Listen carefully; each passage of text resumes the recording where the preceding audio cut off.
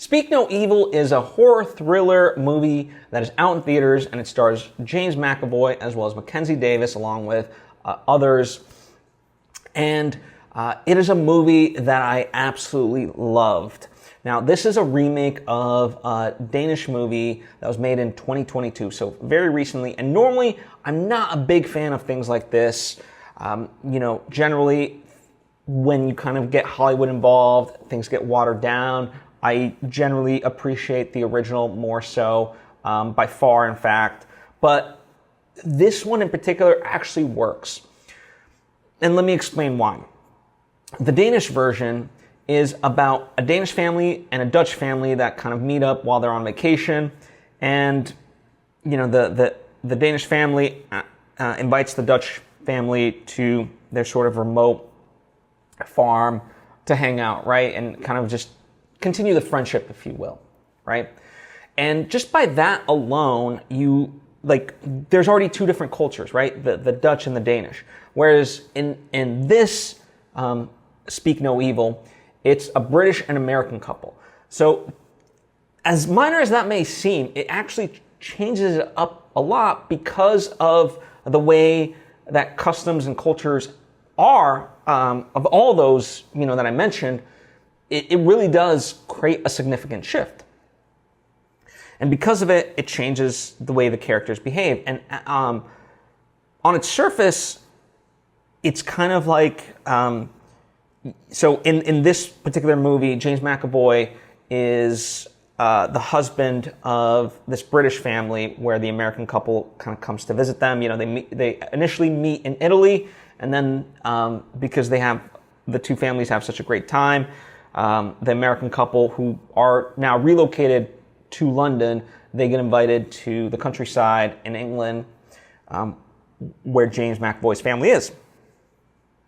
And it's one of those things that it really pushes the boundaries of like red flags, where certain things happen and you're like, okay, well, I don't want to be rude and say anything, but I guess that's kind of weird. And it just kind of continues and continues until it crescendos in ways that obviously I won't spoil. And what's brilliant about it is that there is a justification for every one of those weird things. And, the knock on the Danish movie was that, some of this stuff is unrealistic. It's like, I don't know. Whether it's the Danish version or now this one, all the things to me are really justifiable. Like if you put yourself in the shoes of those people, I think it really works. And, certainly there are horror movies that I watch where I'm like, it seems so realistic. And, the character seems so dumbed down. And why would they do that? It just feels like it's moving the plot. But here, everything is firing on all cylinders and everything is justified from the point of view of the characters. And none of the characters are acting stupid. And it's so brilliantly done. As I said, it really crescendos into this incredible thing. The audience that I saw it with, I don't know how many people knew that it was even a remake. But by the end, when the movie ends, I think they were all stunned by what they'd just seen.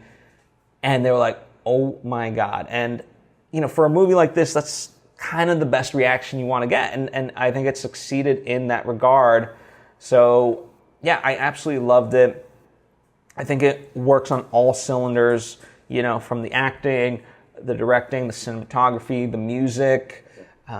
Believe it or not, it's actually quite funny because of the cultural differences and laughter in awkward, when you're in an awkward situation, you try to release the tension through laughter. And so it's not that it's LOL funny, it's the fact that you're watching certain elements and things happen that certainly me as an audience member and a lot of people that I saw it with, you're trying to shake things off by watching it, by having kind of a laughter. And sometimes it might be a nervous laughter. Sometimes it's like, okay, yeah, wow, that's really messed up what he said, but it's kind of oddly funny.